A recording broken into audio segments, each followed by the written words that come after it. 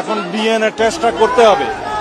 DNA টেস্টের জন্য আমাদের সিআইডি ল্যাবে অলরেডি আদালতের অনুমতি নিয়ে টেস্টের কাজ চলছে। ডিএনএ টেস্টের নিয়ম হচ্ছে যে 48 ঘন্টা সময় লাগে। কি নতুন কোন রাজনীতি খুললো নাকি আসামিকে মুক্তি করার জন্য? ডিএনএ টেস্ট কিসের ভাই? এটা সে আসামি তো নিজে মুখে স্বীকার করছে, তাই না? আমি ধর্ষণকারীতে জড়িত, আমি ধর্ষণ করছি। সে নিজে মুখে যখন স্বীকার করছে তার মুখেই তো স্বীকারোক্তি, তাই না? এখানে আবার ডিএনএ টেস্ট কিসের আদালতে আছে এখনো পর্যন্ত আসামি? কেন তাকে ফাঁসির রায় দেওয়া হচ্ছে না? ওয়াই, কেন এটা শুরু হচ্ছে? আবার কি রাজনীতি চলতেছে যে ডিএনএ টেস্ট?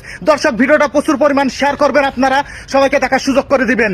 দেখুন কি রাজনীতি চলতেছে। আবার এভাবেই তো অনেক আসামি এভাবেই তো মুক্তি পাচ্ছে। আরো দিন দিন ধর্ষণকারী বাড়তেছে বাংলাদেশে।